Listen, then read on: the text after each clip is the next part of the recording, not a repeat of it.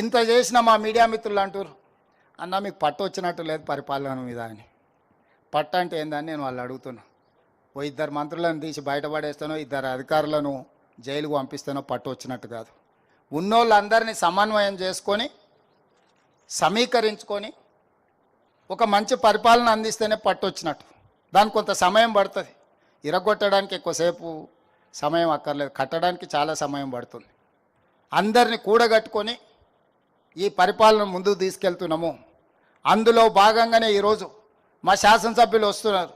అన్న మేము ఎమ్మెల్యేలు అయినా కానీ మా ఎంబడి ఉన్న వాళ్ళకి ఏం చేయలేకపోతున్నాం, వాళ్ళకు ఉద్యోగం ఇవ్వలేకపోతున్నాం, ఉపాధి కల్పించలేకపోతున్నాం అని అన్ని రాజకీయ పార్టీలకు సంబంధించిన ప్రజాప్రతినిధులు వస్తున్నారు. అందుకే ఈరోజు 5 లక్షల మందిని మన చుట్టూతో ఉండి చదువుకున్న వాళ్ళు ఉండి చైతన్యం ఉండి అర్హత ఉన్న వాళ్లకు 50,000 నుంచి 4 లక్షల వరకు స్వయం ఉపాధి పథకం కింద నిధులు మంజూరు చేయించడానికి, అర్హత కలిగిన వాళ్ళకి మంజూరు చేయించడానికి ఈరోజు 6,000 కోట్ల రూపాయలు మీ చేతుల్లో రాబోయే 2 నెలల్లో పెడుతున్నాము. జూన్ 2 నాడు 5 లక్షల మంది లబ్ధిదారులను మనం ప్రకటించబోతున్నాము. ప్రతి నియోజకవర్గానికి 4 నుంచి 5,000 మంది మన ఎంబడి ఉండి అర్హత కలిగిన కార్యకర్తలు కానీ లేకపోతే గ్రామాలలో ఉండే నిరుద్యోగ యువకులు ఎంతమంది ఉంటారు? 2,000 3,000 ఉండొచ్చు. వాళ్ళందరికీ మీరు పని కల్పించవచ్చు, ఉపాధి కల్పించవచ్చు. శంకర్ కొంచెం ఎక్కువ ఉండొచ్చు, కొంచెం ఎక్కువ అడిగేటట్టున్నాడు, పర్వాలేదు. నేను ఎందుకు చెప్తున్నా అంటే, ఎప్పుడైనా వడ్డించేవాడు మనవాడు ఉన్నా లేకపోతే వడ్డించాలనుకున్నాడు మనకు తెలిసినవాడు ఉంటే మొదట వానికే వడ్డిస్తాం. కాకపోతే ఆ వడ్డించేటప్పుడు వాడికి అర్హత ఉందా లేదా చూడాల్సిన బాధ్యత మన ఎమ్మెల్యే లేదు, ఎమ్మెల్సీ లేదని నేను చెప్తున్నా. నాకు తెలుసు కాబట్టి 5 అంతస్తుల భవనం ఉంది, అయినా 5 లక్షల రూపాయలు ఇస్తా అంటే అది మాత్రం కుదరదు.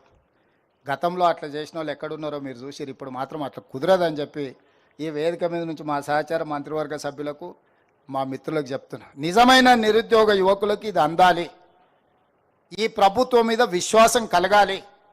ఈరోజు 57,924 ఉద్యోగాలు ఇచ్చినామంటే పారదర్శకంగా ఇచ్చినాం కాబట్టి ఎక్కడ చిన్న ఆరోపణ మన ప్రభుత్వం మీద లేదు.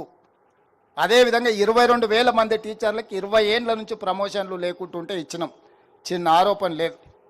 10 ఏండ్ల నుంచి బదిలీలు లేకుండా ఉన్న టీచర్లకు 36,000 మంది టీచర్లను బదిలీ చేసినాం. ఎప్పుడు టీచర్ల బదిలీలు చేసినా ఎన్నో ఆరోపణలు ఉంటాయి. ఓ కలెక్టర్ను ట్రాన్స్ఫర్ చేసి ఈజీ కానీ ఒక టీచర్ను ట్రాన్స్ఫర్ చేయడం అంత ఈజీ కాదు. అయినా చిన్న ఆరోపణ లేకుండా 36,000 మంది టీచర్లను మనం ఈరోజు బదిలీ చేసుకోగలిగినాం.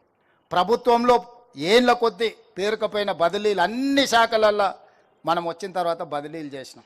ఎక్కడ కూడా చిన్న ఆరోపణ కానీ చిన్న చర్చ లేకుండా ఈరోజు మనం ముందుకు తీసుకెళ్తున్నాం. పారదర్శకంగా చేసినప్పుడు కొంత మనకు నచ్చిన వాళ్ళకు, మనకు దగ్గర వాళ్ళకు మనం కొన్ని ఇవ్వలేకపోవచ్చు. అంత మాత్రాన పథకం వైఫల్యం చెందినట్టు కాదు.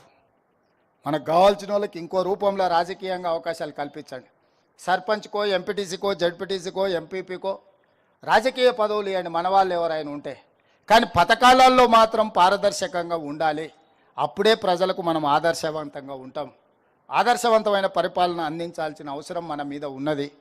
దయచేసి ఈ పథకం మా అధికారులకు కూడా నేను సూచన చేస్తున్నా, ఎక్కడికక్కడ అర్హులు కలిగిన వాళ్ళను మనం ఆదుకోవాలి. ఉద్యోగాలు ఇవ్వగలిగిన వాళ్ళకు ఉద్యోగాలు ఇద్దాం, ఉపాధి కల్పించాల్సిన వాళ్ళకు ఉపాధి కల్పిద్దాం, వృత్తి నైపుణ్యాన్ని నేర్పించాల్సిన వాళ్ళకు వృత్తి నైపుణ్యాన్ని నేర్పిద్దాం. ఈరోజు యంగ్ ఇండియా స్కిల్స్ యూనివర్సిటీ కావచ్చు, యంగ్ ఇండియా స్పోర్ట్స్ యూనివర్సిటీ కావచ్చు,